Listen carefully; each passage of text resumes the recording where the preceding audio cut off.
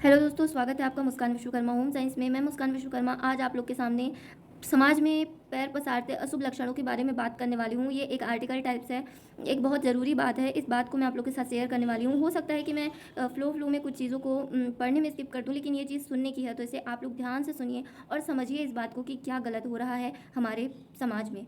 वर्तमान समाज में पैर पसारते अशुभ लक्षण। पहला क्या है? कुटुंब कम हुआ, संबंध कम हुआ, नींद कम हुई, बाल कम हुए, प्रेम कम हुआ, कपड़े कम हुए, शिष्टाचार कम हुआ, लाज लज्जा कम हुई, मर्यादा कम हुए, बच्चे कम हुए, घर में खाना कम हुआ, पुस्तक वाचन कम हुआ, भाई भाई प्रेम कम हुआ, भाई भाई में जो प्रेम होता है वो कम हुआ, चलना कम हुआ, खान पान की शुद्धता कम हुई, खुराक कम हुई, घी मक्खन कम हुआ, तांबे पीतल के बर्तन कम हुए, सुख चैन कम हुआ, अतिथि कम हुए, सत्य कम हुआ, सभ्यता कम हुई, मन मिलाप कम हुआ, समर्पण कम हुआ, बड़ों का सम्मान कम हुआ, ठीक है, सहन शक्ति कम हुई, धैर्य कम हुआ, श्रद्धा विश्वास कम हुआ, और भी बहुत कुछ कम हुआ, जिसे जीवन सहज था, सरल था। ठीक है, ये एक बहुत बड़ी बात है, एक बहुत समझने वाली बात है। अब देखते हैं आगे।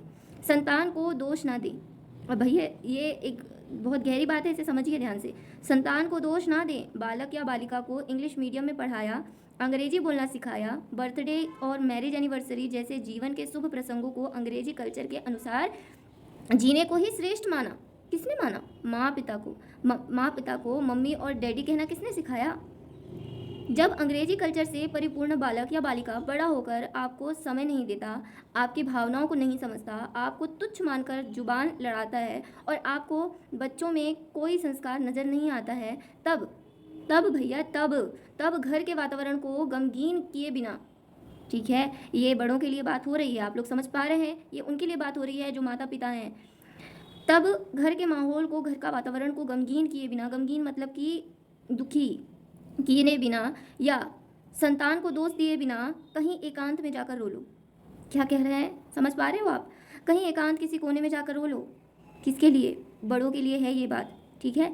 अब क्या कारण है कि एकांत में जाकर रोने कहा जा रहा है? क्योंकि पुत्र या पुत्री की पहली वर्षगांठ से ही भारतीय संस्कारों के बजाय मंदिर जाने की जगह केक कैसे काटा जाता है सिखाने वाले कौन है?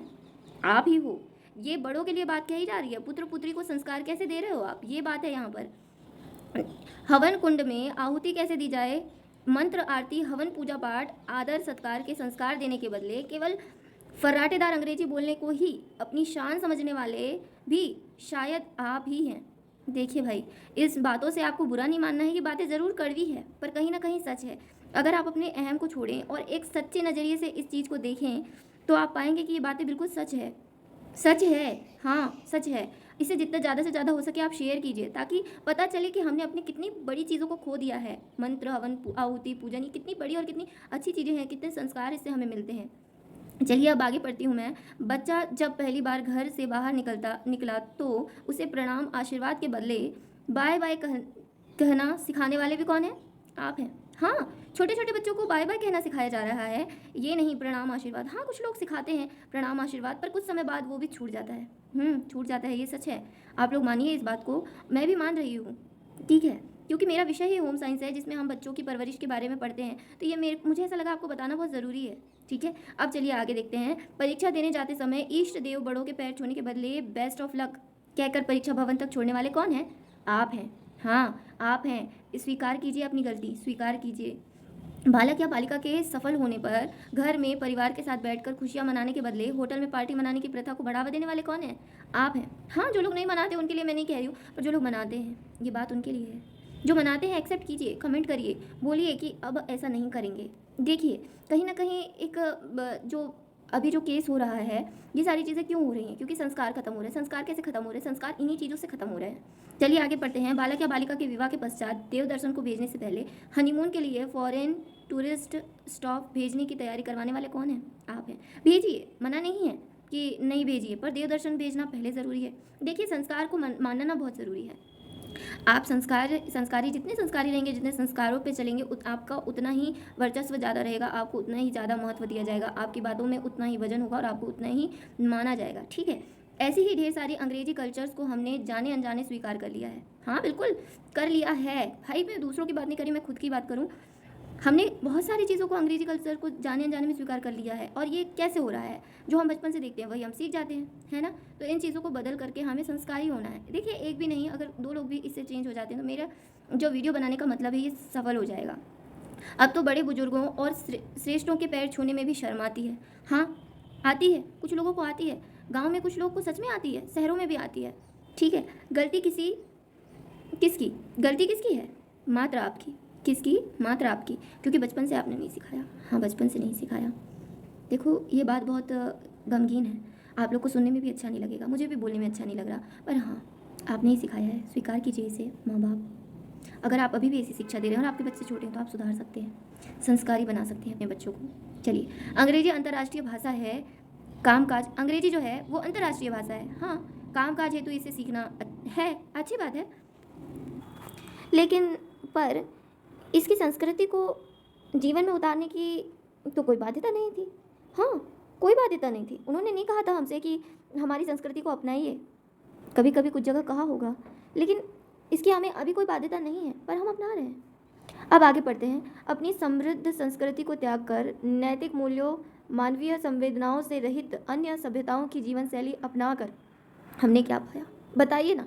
जो आज हो रहा है दुराचार, अवैध ड्रग्स वगैरह में लोग पकड़ा रहे हैं, ये जो गलत इन्फ्लुएंसर बन रहे हैं, ये जो फिल्मी दुनिया को देख करके लोग भये जा रहे हैं, जो अपने मम्मी पापा से ज़बान लड़ा रहे हैं, जो अपने गुरुजनों से ज़बान लड़ा रहे हैं, जो दुष्टता से बात करते हैं, जो अवैध हैं, टूटते परिवार हैं, हाँ, व्यसना व्यक्त तन हैं, थके हारे मन हैं, छल भरे रिश्ते, अभद्र वाणी, हाँ, बीमारी, तकलीफ, हर एक व्यक्ति डिप्रेशन, जीवन भर काम के बोझ, शांति की खिन्नता।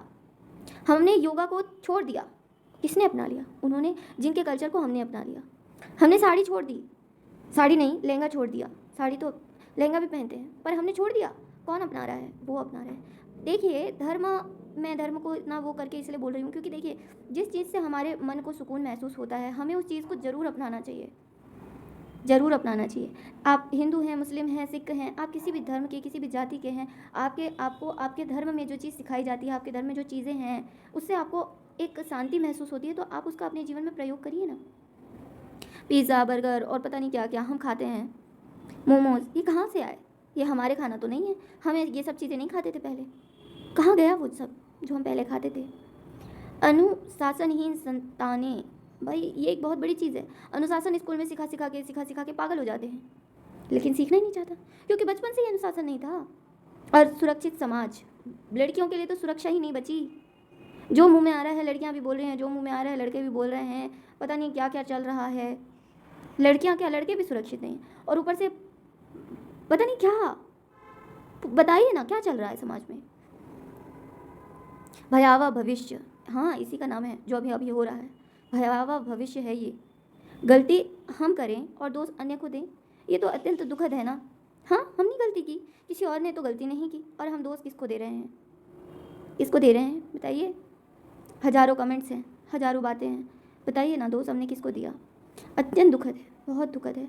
फिर भी विनम्र वेदना है कि एक बार अवश्य विचार कीजिए, संस्कारवान पीढ़ी क्यों आवश्यक है। आपसे मेरी एक वेदना है, मेरी संवेदनाओं के साथ वेदना है।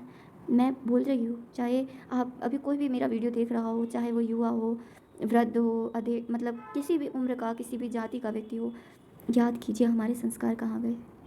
याद कीजिए वो प्रेम कहाँ गया जो एक माँ को एक बच्चे के साथ था। आज भी है कुछ लोगों में, ये नहीं कहूँगी कि सब में ख़त्म हो गया, लेकिन खुद से पूछिए ना, आप अगर सच्ची खुद से पूछ के देखेंगे ना, तो आपको जवाब मिलेगा कि सब खत्म हो गया, सब खत्म हो गया। हर एक लड़की जो भी है, जिसे समझ नहीं आता कि क्या हो रहा है ज़िंदगी में, और उसने कुछ भी गलत कर लिया, उसके बाद में उसके दिमाग में क्या आएगा? एक बच्चे के दिमाग में क्या आएगा? अगर वीडियो अच्छा लगा हो तो वीडियो को लाइक, चैनल को सब्सक्राइब और शेयर करना मत भूलिएगा, क्योंकि इन बातों को हर व्यक्ति को सुनना ज़रूरी है, चाहे वो किसी भी धर्म का हो, किसी भी मज़हब का हो, किसी भी जाति का हो, कोई भी हो, बच्चा हो, बूढ़ा हो, सुनिए इसे।